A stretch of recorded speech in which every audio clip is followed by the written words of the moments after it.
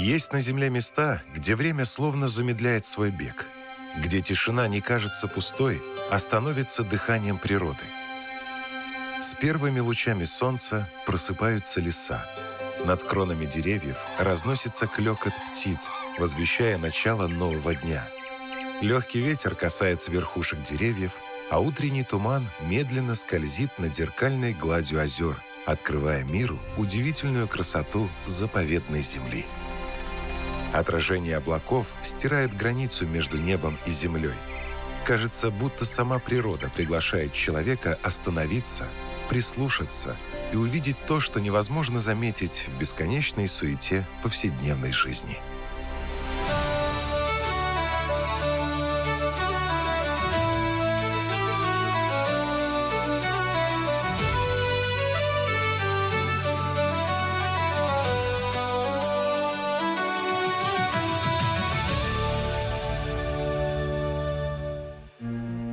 Беларусь гостеприимно распахивает свои двери каждому желающему. Испокон веков считалось, что главное богатство этой земли – ее люди. Белорусов отличает удивительная щедрость, радушие, мирный нрав и искренняя любовь к своему дому. Здесь чтят традиции, встречая каждого гостя с открытым сердцем и особой душевностью.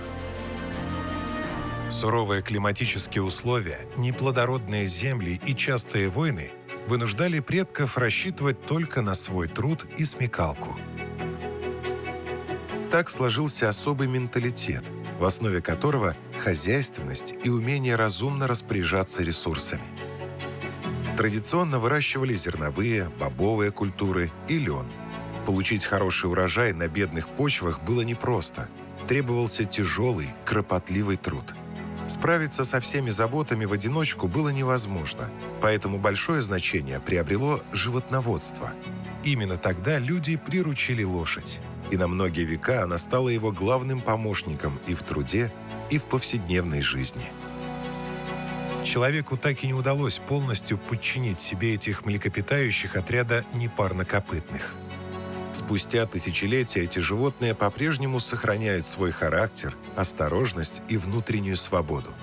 Силы тут недостаточно, нужно доверие. Недаром опытные конюхи говорят, лошадь чувствует человека раньше, чем слышит его голос. Эта природная чуткость проявляется и в табуне, где царит строгий порядок. Важны иерархия, спокойствие и постоянное взаимное наблюдение. Лошади редко проявляют агрессию без причины, зато мгновенно улавливают опасность. И именно эта особенность веками помогала человеку и в дороге, и на войне, и в поле. Сегодня принципы содержания лошадей почти не изменились. Животному по-прежнему необходимы движение, простор и контакт со своими собратьями. Даже самые представительные конюшни не могут заменить крупным млекопитающим свободного выгула. Они очень плохо переносят одиночество и замкнутое пространство. Поэтому современное хозяйство все чаще переходит к более естественным условиям содержания, открытым ливадам и длительным прогулкам. Основу питания лошади составляет сено. Оно поддерживает здоровье пищеварительной системы и придает животному сил. К овсу, ячменю и специализированным кормам сегодня относятся осторожнее, чем раньше. Переизбыток концентратов делает лошадь нервной и может привести к болезням. Есть у этого домашнего животного и свои любимые лакомства. Самое полезное – яблоки и морковь. Их дают небольшими кусочками, как поощрение после работы. Некоторые лошади любят подсушенный хлеб, но его предлагают с осторожностью. Для лошадей важнее лакомства спокойный контакт с человеком и внимание хозяина. Особое значение придается воде. Взрослый конь выпивает 30-60 литров в сутки, прежде всего летом или после нагрузки. При этом пить следует давать постепенно, небольшими порциями. Лошадь чувствительна к качеству и температуре воды, может отказаться от нее из-за постороннего запаха. Снижение интереса к жидкости – тревожный сигнал. Обезвоживание быстро сказывается на пищеварении, мышцах и работе сердца, а зимой риск особенно высок. Поэтому в конюшнях следят, чтобы вода всегда была пригодной для питья. Не меньше внимания требует и состояние копыт. Старинная поговорка гласит «нет копыт – нет лошади». Этот сложный анатомический орган ежедневно выдерживает огромный вес и жесткие нагрузки. От ударов о грунт до перепадов температуры и влажности. Даже небольшая трещина способна привести к хромоте и серьезным воспалениям. Поэтому копыта регулярно очищают от грязи и мелких камней специальным крючком. Каждые несколько недель лошадь осматривает кузнец или коваль, мастер, который подрезает копыта и следит за их правильной формой. Подкова сегодня нужна не каждой особи, но животным, работающим на твердом грунте или в упряжи, она по-прежнему помогает сохранить здоровье конечностей. Хорошее состояние копыт зависит не только от ухода, но и от питания, движения и сухой подстилки в конюшне. Постоянная сырость разрушает стенку рогового башмака так же быстро, как тяжелая нагрузка. Еще одним из важных условий содержания лошадей является денник. Место, где они отдыхают и чувствуют себя в безопасности. Стойло должно быть достаточно просторным, чтобы животное могло спокойно ложиться, вставать и разворачиваться. Свежий воздух критически важен. В деннике не должно быть ни духоты, ни запаха аммиака, ни сквозняков. Главное требование – сухость и стабильная температура без резких перепадов. Не менее важны естественный свет и правильный режим дня. Окна лучше делать высокими и безопасными. Для подстилки обычно используют солому, опилки, древесные пилеты или льняную ткань. Самое главное, чтобы все это было сухим, чистым, без плесени и пыли. Каждая лошадь требует внимания. Важно учитывать ее характер и потребности. И когда она осторожно берет угощение с человеческой ладони, становится ясно – основа отношений – доверие. Именно эта связь тысячелетиями лежит в основе совместной жизни и работы человека с лошадью. Эти грациозные создания не только символ силы и свободы, они хранители вековых традиций, передающихся из поколения в поколение. Их образ – часть народной памяти и национальной идентичности. Коневодство в Беларуси имеет долгую историю, начавшуюся в XV-XVI веках. В те времена в основном оно развивалось как фермерское и кочевое и было связано с необходимостью в перевозке грузов, а также военной службы. В XVIII-XIX веках начали создавать специально выделенные коневодческие хозяйства, что способствовало развитию пород и улучшению качества поголовья. Ключевым этапом в развитии этой сферы стало советское время, когда была проведена систематизация и селекционная работа по созданию генофонда. Одной из самых известных пород стала белорусская упряжная лошадь. Крепкая, массивная и удивительно выносливая.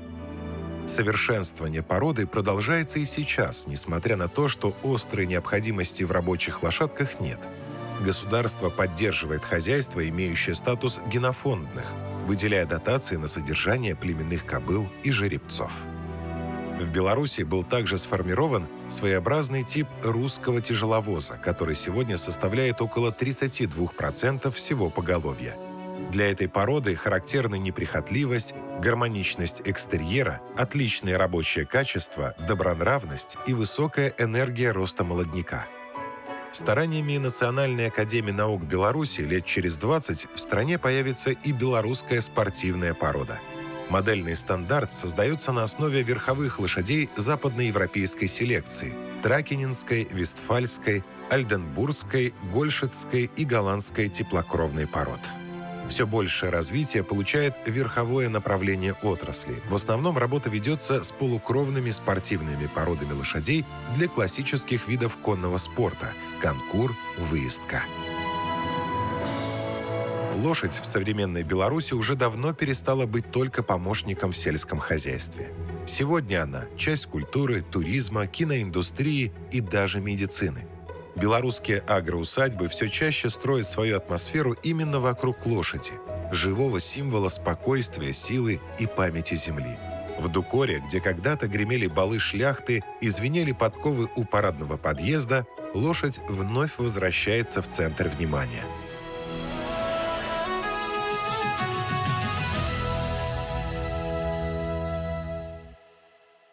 Примерно в 30 километрах к юго-востоку от столицы, на берегу реки Свислочь, расположен этот живописный уголок.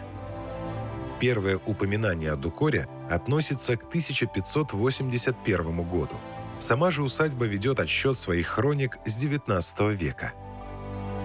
По жребию имение отошло шляхтичу и общественному деятелю Франтишку Ашторпу. Он оказался очень заботливым и внимательным хозяином.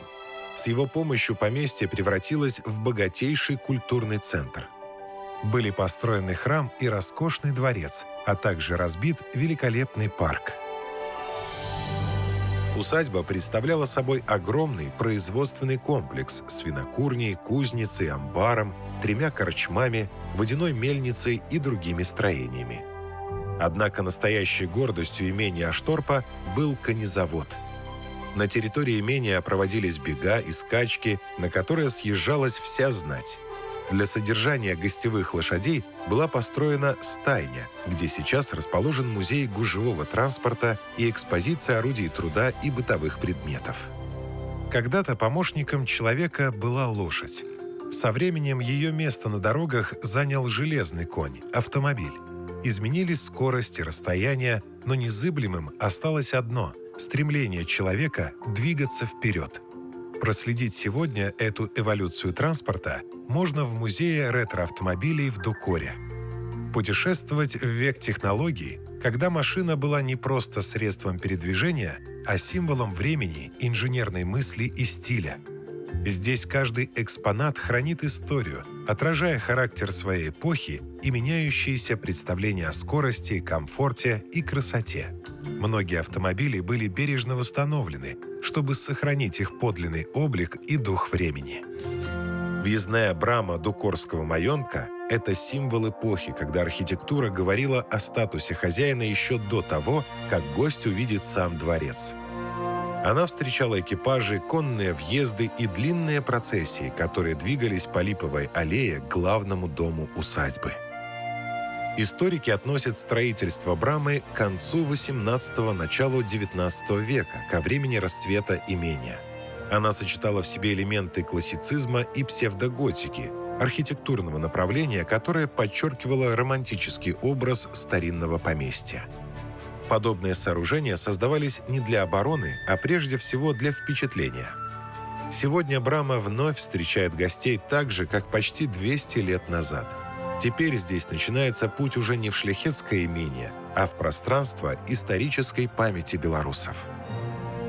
Войдя через башню времени, можно попасть на улицу ремесленников. Это место как попытка вернуть к жизни ту Беларусь, где каждое изделие создавалось руками мастеров. Сегодня здесь снова слышен стук молотка, запах дерева смешивается с дымом из кузницы, а посетители могут увидеть ремесла, которыми жила белорусская усадьба много лет назад. Деревянные мастерские расположены так, будто здесь по-прежнему продолжается обычный день XIX века. В одной мастерской раскаленный металл обрабатывают почти так, как это делали в старину. Посетители могут увидеть ковку ножей, подков, декоративных элементов и старинных бытовых предметов. В другой мастерской работает гончар, который из обычной глины создает кувшины, вазы и традиционную белорусскую посуду. Особое место занимает соломоплетение. Для белорусов золотистые стебли всегда были символом достатка, солнца и домашнего тепла. В руках мастера они превращаются в изящные украшения, обереги и предметы быта. Каждое движение здесь требует терпения, точности и уважения к традиции, передаваемой из поколения в поколение. Не менее удивительно и свечное дело. Расплавленный воск постепенно принимает различные формы, а затем становится источником мягкого, живого света. Когда мастер бережно погружает фитиль в теплый воск снова и снова, рождается свеча, которая на протяжении веков сопровождала человека в самые важные моменты в жизни. Визитной карточкой музейного комплекса в Дукоре является перевернутый дом – одна из самых необычных построек современной Беларуси. Он появился здесь не просто как туристический аттракцион, а как архитектурный символ мира, который встал с ног на голову. Со стороны кажется, будто обычный сельский дом внезапно перевернулся во время неизвестной катастрофы и так и остался стоять крышей вниз. Сама идея подобных построек пришла в Восточную Европу из Польши.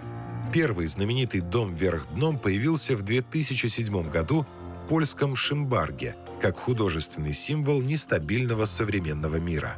Но Дукорский получил свою особенность.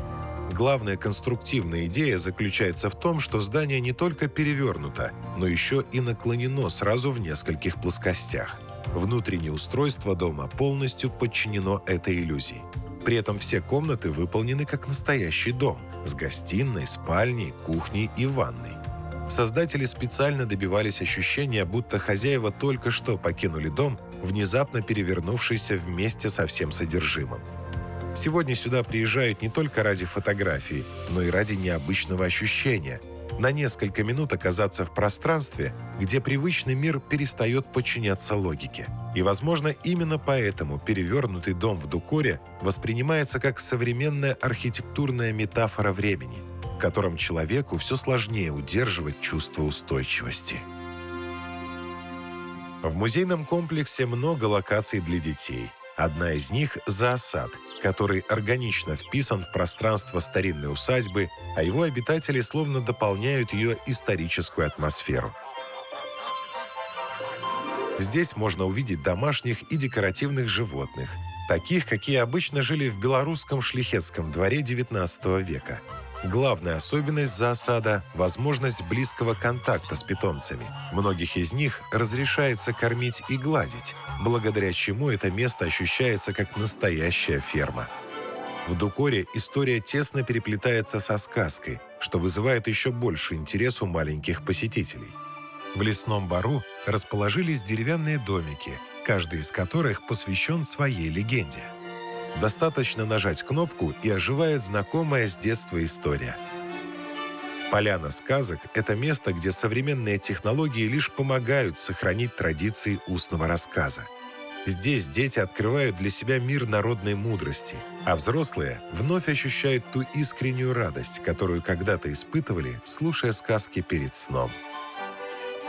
Сегодня Дукорский маёнток – это не только место, где бережно сохраняют историю, но и пространство для активного семейного отдыха. Каждый может найти занятие по душе, прогуляться по веревочному городку, отправиться на лодочную прогулку, испытать себя в страйкболе или проверить меткость в тире. После насыщенного дня гостей ждет уютное кафе, где можно отдохнуть и попробовать блюда национальной кухни. А сцена под открытым небом становится местом проведения праздников, концертов, театрализованных представлений и народных гуляний. Особое место на территории комплекса занимает Дуб желаний, один из самых узнаваемых объектов. По легенде, если прикоснуться к нему и загадать сокровенное с чистыми мыслями, оно обязательно найдет дорогу к исполнению. Сегодня Дукорский дуб стал местом, возле которого останавливается почти каждый посетитель. Кто-то загадывает мечту шепотом, кто-то просто касается коры на удачу. Беларусь – это страна, которая раскрывается постепенно. В тишине лесов, в запахе сена, в отражениях старых деревьев на воде и в утреннем тумане над полями. Здесь природа остается не воспоминанием о прошлом, а частью повседневной жизни. Даже рядом с городской суетой сохраняется возможность слышать пение птиц на рассвете, видеть, как утка ведет за собой утят по спокойной глади пруда, наблюдать за мирно пасущимися лошадьми и понимать, что жизнь продолжается в своем вечном ритме. Именно в этой непрерывной связи с природой рождается самое важное – возможность растить новое поколение, которое с ранних лет учится уважать землю, чувствовать ее дыхание и беречь ее красоту. Потому что истинное богатство страны измеряется не только ее достижениями, но и тем, какой мир она оставляет своим детям. Беларусь невозможно понять только по учебникам и картам. Ее нужно почувствовать. Прикоснуться к шершавой коре векового дуба, увидеть, как в маленькой деревне по-прежнему есть место ремеслам, пришедшим из глубины веков. Нужно познакомиться с ее обитателями, спокойными, сдержанными и трудолюбивыми. Они бережно хранят настоящее, традиции, память семьи, уважение к природе и своей истории. Они любят свою землю такой, какая она есть.